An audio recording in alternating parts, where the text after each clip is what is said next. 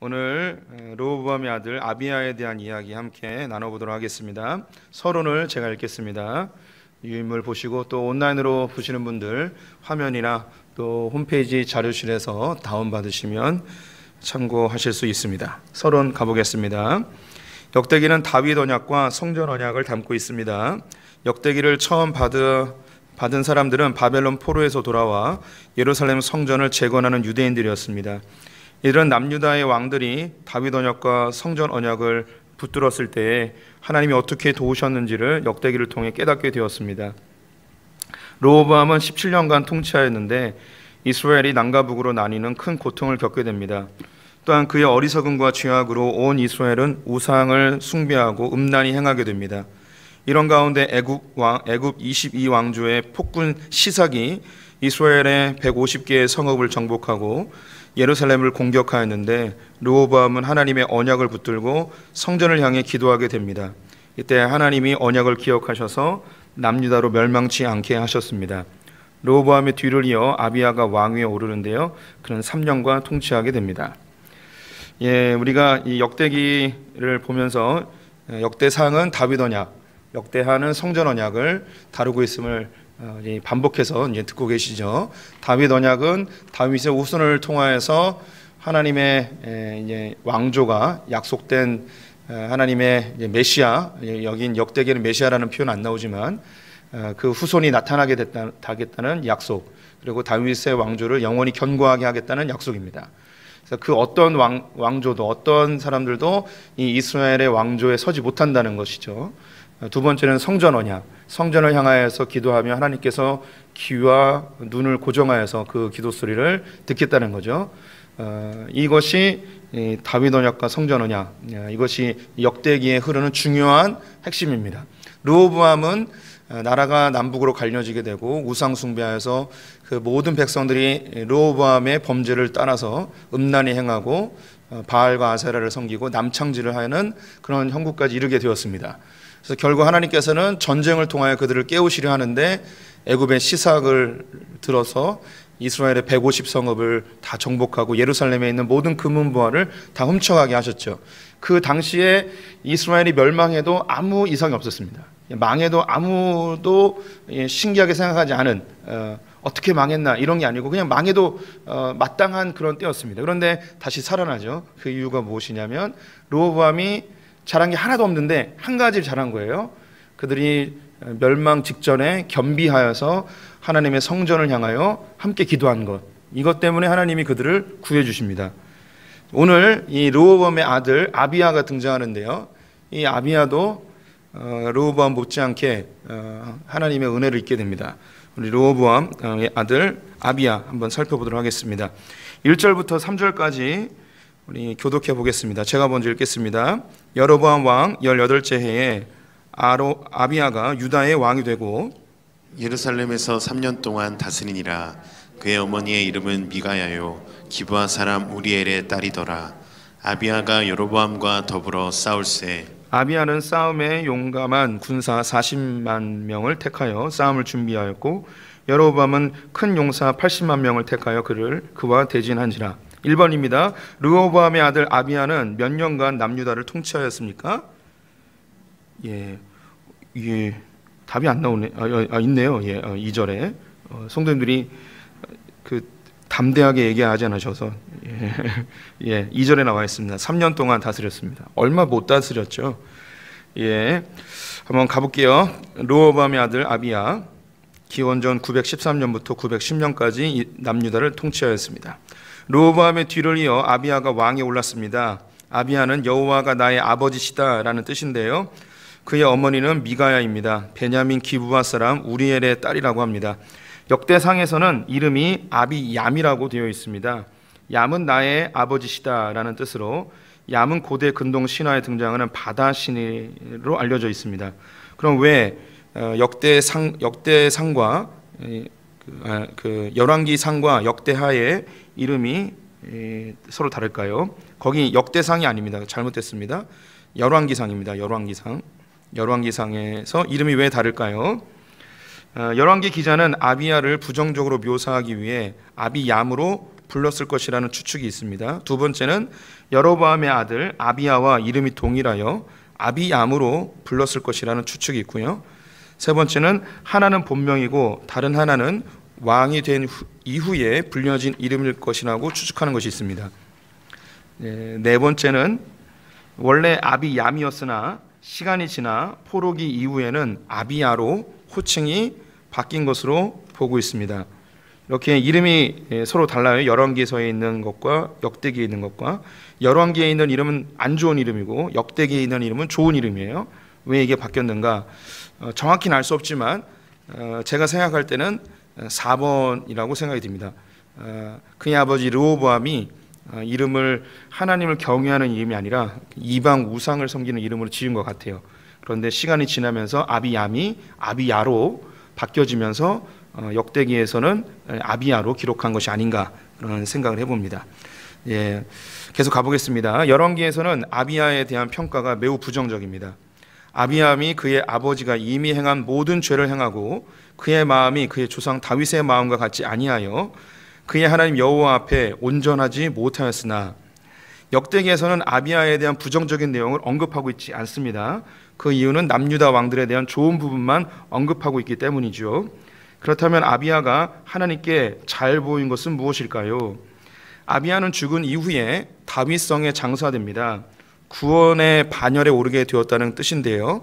아비야의 삶 전체가 하나님 앞에서 온전하지 못했습니다. 그런데 그가 인생에 정말 잘한 것 한 가지가 있었습니다. 그것은 북이스라엘과의 전쟁에서 있었던 일입니다. 열왕기서에서는 이 아비야에 대해서 그 내용이 매우 적게 나와 있어요. 그리고 그에 대한 평가가 하나님의 뜻대로 행하지 아니하고 그의 아버지 르호보암의 범죄를 고스란히 따랐다고 부정적인 내용으로 끝나버립니다. 그런데 역대기에서는 이런 부정적인 내용이 나와 있지 않아요. 그 이유는 역대기가 갖고 있는 특징을 계속 언급하고 있죠. 역대기는 유대 왕들의 좋은 점만 보여주고 있습니다. 그래서 안 좋은 점은 다 지워버리고 좋은 것만, 잘한 것만 보여주고 있어요. 그래서 우리 성도들에게 반복해서 말씀드리지만 우리가 천국 갔을 때 우리가 행한 행적들이 다 기록이 되어 있습니다. 그런데 우리가 잘못하고 우리가 죄짓고 실수한 거는 예수님의 보혈로 빨갛게 다 칠해져 있어요. 그리고 우리가 잘한 것만 기록이 되어 있을 겁니다. 목사님이 구라를 치네 이런 눈빛으로 보지 마시고 천국 가서 정말 그러한지 아니한지 가서 확인해 보자고요. 만약에 우리의 허물이 그대로 기록되어 있으면 우리는 행한 대로 아마 형벌을 받기에 충분할 겁니다. 근데 주님의 보혈로 우리가 그 행한 죄악들이 다 씻겨지고 지워지고 덧칠해 있어서 우리 하나님께 상급을 받게 되는 것이죠. 이 역대기가 굉장히 그 복음이에요. 복음. 이걸 처음 받아들였던 포로에서 돌아온 이스라엘 백성들에게 이 말씀은 그들도 열왕기에 있는 내용도 다 알거든요. 이 르호보암이 잘못한 것도 알고 솔로몬이 잘못한 거, 아비야가 잘못한 거 다 알아요. 그런데 하나님이 새롭게 포로에서 돌아와서 그들이 나라가 다 멸망하고 새로운 성전을 짓고 하나님께서 회복시키실 것이고 메시아가 나타날 것을 기대하는 마음으로 와서 그들의 왕조를 다시 받는데 하나님이 이걸 어떻게 해석해 주셨냐면 잘못된 건 싹 다 없애버리고 잘한 것만 다 기록해 놓은 거예요. 이 유대인들의 마음에 하나님이 우리의 죄악을 다 눈처럼 다 희게 만드시고 우리의 잘한 것만 기억해 주시는구나. 이런 위로, 격려 이런 걸 받겠죠. 우리 성도님들이 주님 앞에서 매우 뻔뻔해지셔야 돼요. 괜히 죄책감에 시달리지 마시고요. 우리 성도님들 때로는 당당하게 죄 지셔도 돼요. 그리고 하나님께 회개하고 죄에 대한 대가를 지불하시면 되니까. 그런 거 있잖아요. 그건 싫고 그런 거 있잖아요. 새벽기도 오는데 늦었어요. 근데 신호등이 빨간불이에요. 그러면 내가 가야죠. 가야 될 때도 있잖아요. 그러면 그땐 각오해야 돼요. 딱지를 끊을 것에 대한 각오를 가지고 가는 거죠. 우리가 이 세상에 있는 법을 다 지킬 수 없어요. 근데 때로는 우리가 그 법을 어길 때도 있어요. 근데 어기면 우리는 감당해야 돼요. 그 질서를 파괴한 것에 대한 대가를 지불하면 돼요. 우리가 바쁘지 않으면 법을 다 지켜야 되지만 때로는 어길 때도 있단 말이에요. 그 어긴 것에 대해서 내가 왜 어겼을까 이게 아니라 거기에 대한 대가를 지불하면 돼요. 이게 영적인 질서도 똑같아요. 하나님 앞에서 우리가 완벽하게 살 수 없어요. 사단은 우리에게 죄책감을 이용해서 우리를 종살이하게 합니다. 어떤 잘못된 고난이나 시련이 오면 내가 그 죄를 져서 이렇게 됐나 보다, 이런 생각 제발 하지 마세요. 예. 죄와 우리의 고통은 아무 관계가 없어요. 또 안 믿는 눈빛 들으시네요. 예. 이런 건 제가 정말 한 달에 한 번씩 얘기를 해줘야 돼요. 우리는 인간은요, 인과응보의 생각을 너무 많이 강력하게 갖고 있어요. 이 세상에 죄 지은 사람들이 벌을 받으면, 예, 우리나라 이 세상에 살아남을 사람이 없어요. 지금 잘 나가는 사람들 중에 우리보다 착하게 사는 사람이 몇 명이나 될까요? 착하게 사는 사람들이 정말 복을 받나요? 악한 사람들이 정말 벌을 받나요? 아니잖아요. 이미 알고 있잖아요. 그러니까 우리 성도님들이 그런 인과응보의 세계관은 버리셔야 돼요. 하나님은 악한 자에게도 복을 주실 때도 있고요, 선한 자에게도 고통을 주실 때가 있어요. 그럼 이 고통은 왜 주시는가? 이 고통을 통해서 하나님이 하고자 하는 일이 있는 거예요. 목적이 있는 거죠. 특별히 자기 자녀들인 크리스천들에게 하나님께서 고통을 주실 때는 이 고통을 통해서 하나님이 하고자 하는 목적이 있어요. 그 가운데 하나가 죄를 끝내는, 우리를 정결케 하는, 분명히 그 부분이 있습니다.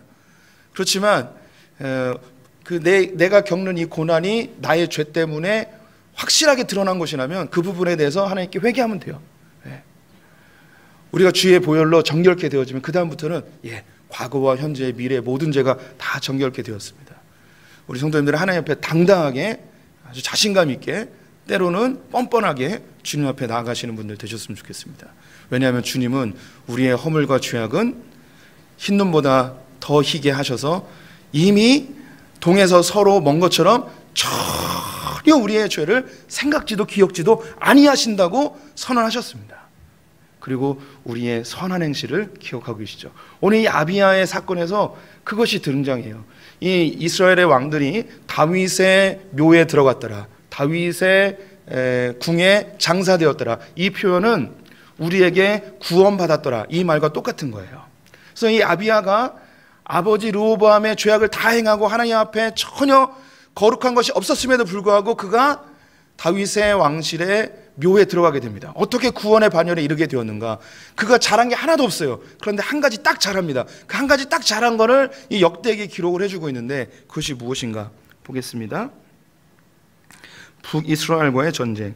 아비야는 3년이라는 짧은 시간 동안 통치하였는데 이때 여로보암과 큰 전쟁이 발발하게 됩니다. 성경에는 누가 먼저 공격하였는지 언급하고 있지 않지만 북이스라엘이 먼저 공격한 것으로 보여집니다. 여로보암은 남유다 르호보암의 재위 기간에 간헐적인 국지전을 계속해 왔습니다. 끊임없이 남유다를 넘보는 중이었죠. 그러던 차에 르호보암이 죽고 그의 아들 아비야가 왕위에 오르자 즉각 80만 명의 대군을 이끌고 남유다를 공격하기 이르게 됩니다. 아비야는 북이스라엘의 군대를 방어하기 위해 40만 명의 용맹한 군사들을 소집하여 전장으로 향하게 되는 것이죠. 예, 계속 르호보암과 여로보암이 간헐적인 전쟁이 계속 있었습니다.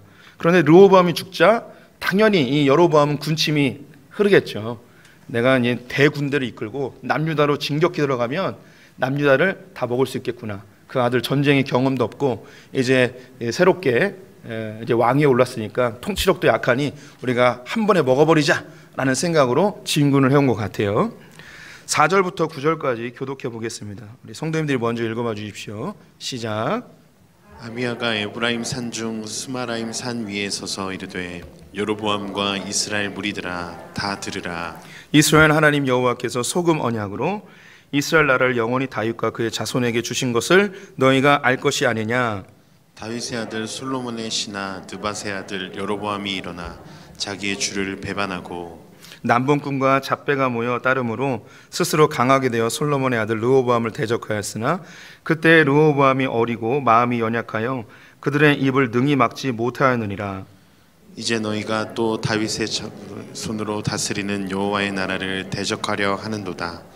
너희는 큰 무리요 또 여로보암이 너희를 위하여 신으로 만든 금송아지들이 너희와 함께 있도다. 너희가 아론 자손인 여호와의 제사장들과 레위 사람들을 쫓아내고 이방 백성들의 풍속을 따라 제사장을 삼지 아니하였느냐. 누구를 막론하고 어린 송아지 한 마리와 순양 7마리를 끌고 와서 장립을 받고자 하는 자마다 허무한 신들의 제사장이 될 수 있도다. 2번입니다. 소금 언약의 내용은 무엇인가요? 이스라엘 나라를 영원히 다윗과 그의 자손에게 주신 것을 너희가 알 것이 아니냐. 네, 우리 성도님들 이제 역대기를 보면서 이제 눈치가 좀 눈치채시지 않았을까 싶습니다. 왜 아비야가 하나님의 구원의 반열에 이르게 됐는지, 그가 잘한 게 하나도 없는데 한 가지 잘한 게 있다면 무엇인지 한번 볼게요. 소금 언약. 네, 그 옆에 그 그림 있죠? 그림 보면 스마라임이라고 중간에 있습니다. 거기에서 이제 아비야가 이제 선포를 하고요. 그 점선이 있는데요. 이 점선이 원래 남유다의 국경이었고요. 이 여로보암과의 전쟁에서 승리하여서 그 위에 실선이 있는데요. 여기까지 영토를 확장하게 되어졌습니다. 설명 읽겠습니다. 아비야는 40만 명의 용감한 군사들을 이끌고 전장으로 향했고 북이스라엘 군대와 마주하게 되었습니다. 이때 아비야는 스마라임 산 위에 서서 북이스라엘과 남유다의 모든 군사들을 향해 일장 연설을 시작합니다. 아비야가 하나님 앞에서 죄악된 삶을 살았음에도 불구하고 구원의 반열에 이르게 된 것이 바로 이 연설 안에 담겨 있습니다. 그것은 소금 언약입니다. 소금 언약은 영원한 언약을 의미합니다. 이 말은 하나님이 제사장과 레위인이 자신들의 직무에 충성하면 그들의 삶을 영원히 책임져 주시겠다는 약속에서 나온 말입니다. 즉 결코 파기될 수 없는 언약으로 소금의 불변성과 지속성을 상징적으로 담은 말입니다. 아비야는 하나님의 불변하시고 지속적인 언약의 능력을 선포하고 있는 것입니다. 그 내용은 다윗 언약이었습니다. 이스라엘 나라를 영원히 다윗과 그의 자손에게 주신 것이다. 전세는 매우 불리했습니다. 80만 명 대 40만 명, 2대 1의 약세이죠. 이제 왕위에 오른 지 1, 2년밖에 되지 않았습니다. 전쟁의 경험도 없었습니다. 반면 여로보암은 군인 출신으로 수많은 전쟁을 통과한 백전노장이었습니다. 마치 다윗과 골리앗의 전쟁을 연상시킬 정도로 가능성이 전혀 없어 보이는 전쟁이었습니다. 이런 자리에서 아비야가 소금 언약을 들고 나온 것입니다. 너는 칼과 창과 단창으로 내게 나아오거니와 나는 만군의 여호와의 이름으로 내게 나아가노라. 너는 80만의 대군을 이끌고 나왔지만 나는 소금 언약을 들고 나왔노라. 요게 아비야를 구원에 이르게 한 바로 그거예요. 네. 그가 하나님 앞에 잘한 게 아무것도 없는데 그의 인생 가운데 딱 하나 잘한 거, 여로보암과 전쟁을 했는데 그 앞에서 80만 대군, 그리고 자기는 전쟁의 경험도 없고 왕이 된 지 1년밖에 되지 않았고 죽을 수밖에 없고 이제 전세도 열세인 이 상황에서 쫄지 않고 무엇을 선포하느냐? 하나님께서 다윗을 통하여 그 나라가 영원히 이루어질 것을 우리에게 약속하셨다.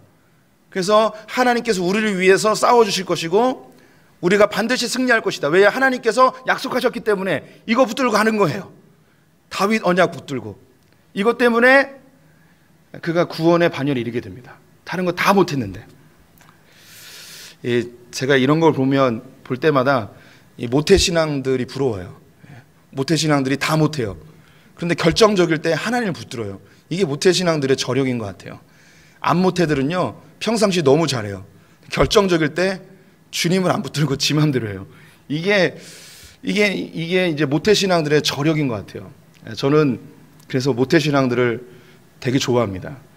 여기 모태신앙 되신 분들 복 받은 줄 아십시오. 제가 살면서 제일 원통하고 정말 억울한 게 우리 아버지 어머니가 모태신앙을 만들어주지 않으신 거, 그 큰 복을 받지 못한 게, 제가 어머니가 저를 뱃속에 갖고 계셨을 때 교회만 다녔어도 제가 소풍교회 안 있죠. 저는 전 세계를 누비고 막 그러고 다녔을 겁니다.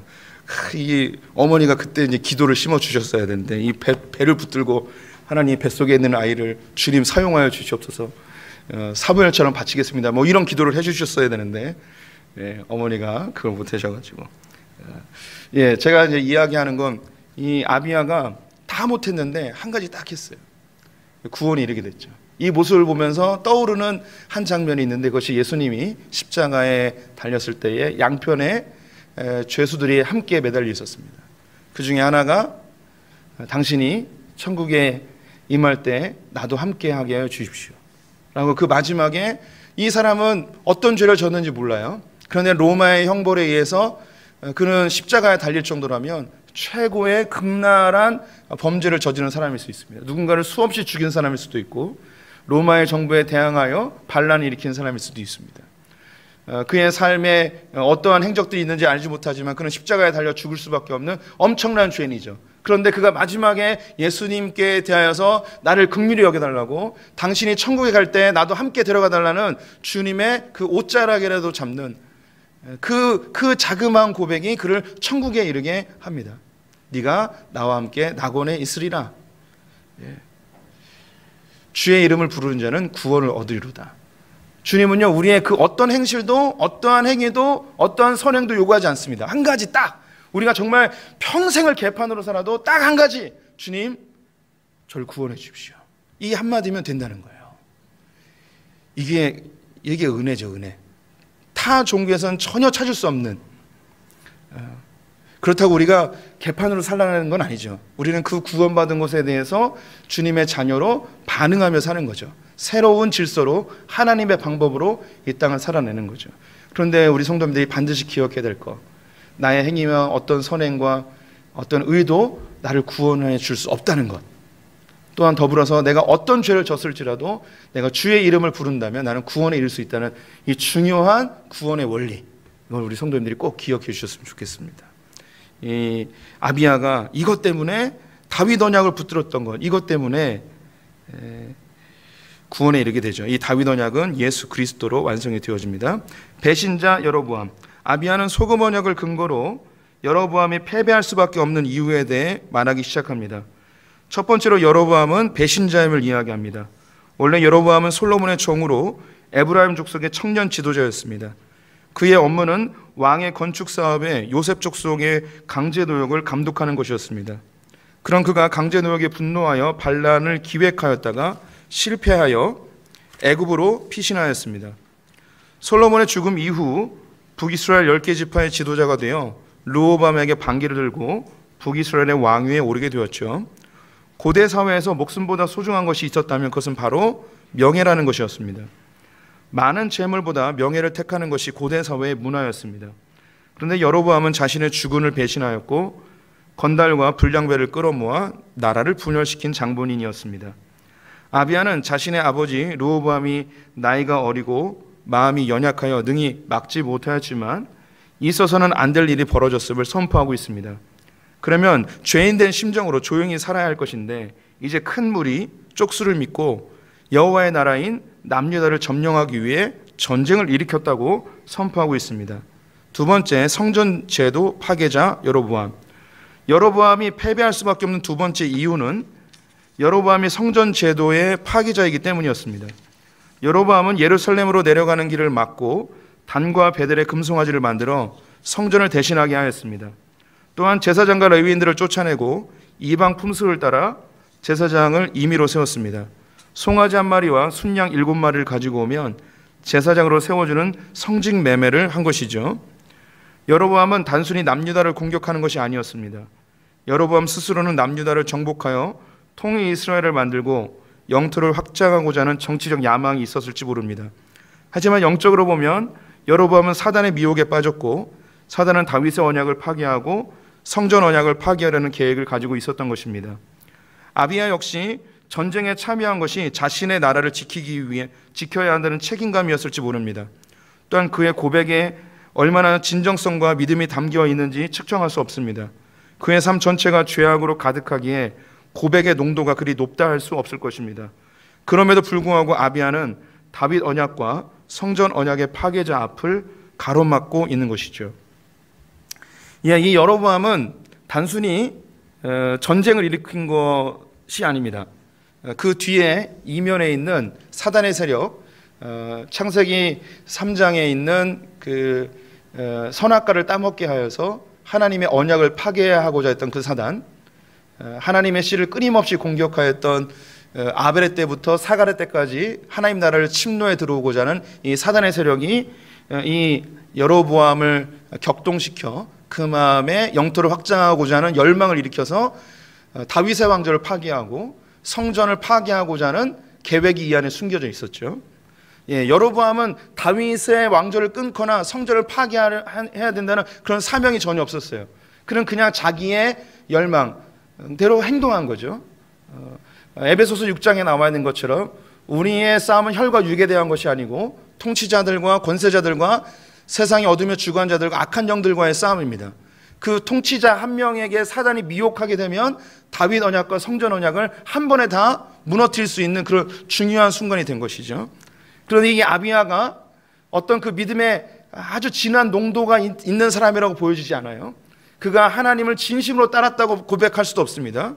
또 그가 소금 언약이라고 불려지는 그 다윗 언약을 고백하긴 하였지만 그 언약을 얼만큼 믿었는지 그 농도에 대해서 우리가 뭐 깊이 많은 점수를 줄 수 있는 것도 아니에요. 그런데 그가 지금 하고 있는 행동은 뭐냐면 다윗 언약과 성전 언약을 파괴하려고 하는 이 사단의 영적 전투 앞에 서 있는 것이죠. 하나님이 이 모습을 보고 얼마나 감격하실까요? 이 사람은 별것 아닌 것 같은데 자기는 그냥 나라를 지키기 위해서 한 건데 하나님 관점에서 보면 다윗 언약과 성전 언약을 지키는 영적인 파수꾼처럼 서 있는 거예요. 우리 성도님들이 보실 때 이 아비야가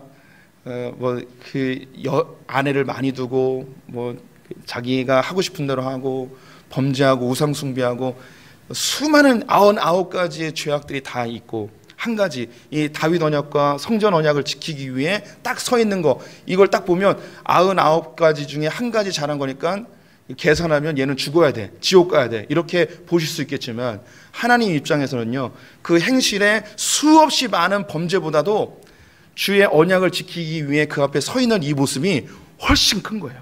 엄청나게 큰 거죠. 그런 건 우리 성도님들이 드라마나 영화 같은 데서 충분히 볼 수 있습니다. 국가에 엄청난 어려움이 생겼어요. 그런데 이 외적들을 막아내기 위해서 평생 깡패짓만 하고 다른 사람 도둑질하고 이런 사람이 싸움 잘하니까 앞에 서가지고 나라를 구했어요. 그러면 누가 그 사람에 대해서 저 깡패 새끼, 저 도둑놈의 새끼 하면서 손가락질을 하겠어요. 나라를 구했다는 것 한 가지로, 그 한 가지로 다 용서받고 영웅이 되는 거죠. 이게 공감이 안 되시는 건요. 드라마도 좀 보고 영화도 좀 보고 그러세요. 그런 거죠. 이제 하나님이 그런 거예요. 지금 이 땅에서 잠시 있다 없어질 이 땅에서 조금 잘 살고 조금 착하고 조금 못되고 이건 별 의미가 없어요. 그런데 이 아비야가 하나님 나라 그 언약 주님의 그 역사 앞에 딱 가로막고 서 있는 그 모습은 훨씬 더 큰 거예요. 이걸 보고 있는 거죠. 그래서 우리 성도님들이 착하게 살고 악하게 살고 이런 개념보다 내가 주 예수의 이름을 부르는 건 이게 하나님께는요 더 엄청난 거예요. 사단은 끊임없이 통치자들과 권세자들과 세상의 어둠의 주관자들과 악한 영을 통하여서 사람들을 미혹하여 하나님 내 구원의 역사를 파기하고 하나님 나라를 회파시키기 위해 끊임없이 공격하고 있는데, 정말 비천한 이 인천의 하객동에 있는 이름도 알 수 없는 한 권사님이, 집사님이, 한 전도자가 그 앞에 서서 예수 믿으면 천국 갑니다 이 이야기를 하고 있다면, 그 사단의 권세 앞에 당당하게 서서 너는 칼과 단청과 검으로 나오지만 나는 여호와의 이름으로 나간다 이렇게 서 있다면 주님은 그걸 너무너무 기뻐하신다는 거예요. 이게 하나님 나라예요. 10절부터 12절 교독해 보겠습니다. 성도님들 먼저 읽어주세요. 시작.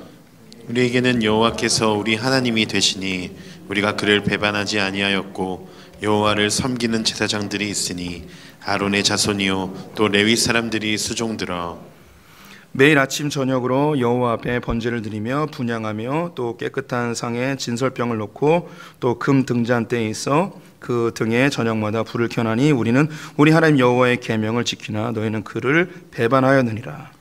하나님이 우리와 함께하사 우리의 머리가 되시고 그의 제사장들도 우리와 함께하여 전쟁의 나팔을 불어 너희를 공격하느니라. 이스라엘 자손들아 너희 조상들의 하나님 여호와와 싸우지 말라. 너희가 형통하지 못하리라. 3번입니다. 아비야는 북이스라엘의 군대에게 누구와 싸우지 말라고 하나요? 하나님 여호와와 싸우지 말라고 합니다. 여호와와 싸우지 말라. 아비야는 북이스라엘의 여로보암과는 달리 하나님을 배반하지 않아야했음을 강조합니다.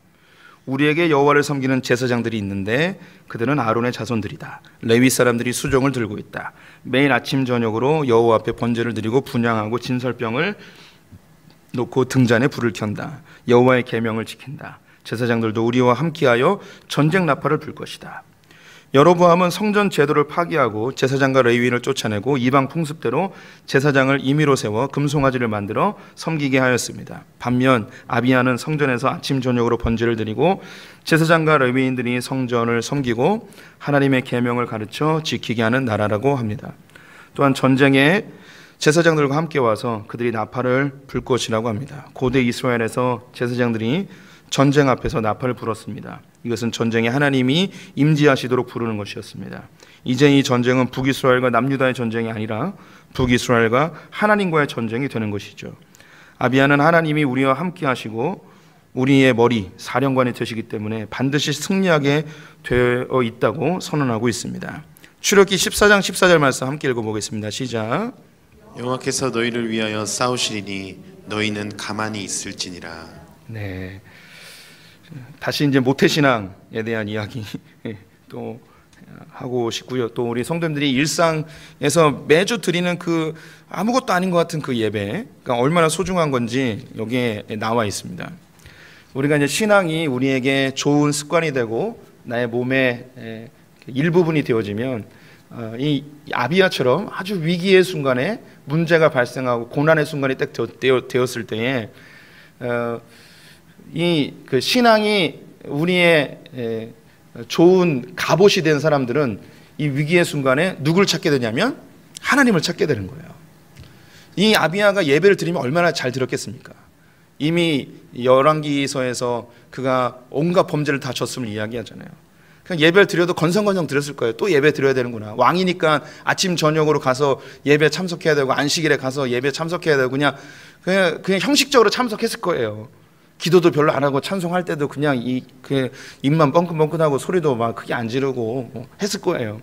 그런데 이 전쟁 상황이 되니까 그의 입술에서 하나님을 찾게 되고 이 전쟁은 하나님의 전쟁이고 매주마다 들었던 그 말씀 때문에 소금 언약, 다윗의 언약을 이야기하고 그리고 북이스라엘과 자신들의 차이점, 우리는 매주마다 예배드리고 있고 상번제 드리고 있고 진설병을 놓고 있고 제사장들이 우리에게 있고 이 전쟁의 제사장들이 함께 나와서 나팔을 불고 있고 별것 아니에요. 그런데 너무나 자연스러운 것인데 이게 너무너무 소중한 걸 얘기하고 있는 거죠. 결정적인 순간에 이렇게 딱 나오는 거예요. 우리 성도님들이 어릴 때부터 가졌던 그 신앙이 결정적인 순간에 우리를 살려요. 힘들면 주님께 기도해요. 어려우면 주님을 찾아요. 이게 저력이에요. 또 우리 성도님들도 매주마다 드리는 그 예배가 별것 아닌 것 같은데 나의 삶을 주관하게 되죠. 그래서 문제가 생겼을 때 주님께 묻게 되고 하나님 뜻을 묻게 되고 기도 부탁을 하게 되고 이게 우리를 살립니다. 이게 아비야를 살린 거예요. 신앙이 별로 안 좋은 아비야였는데도 하나님을 찾고 하나님이 우리를 위해 싸우신다는 선포를 하고 있는 거죠.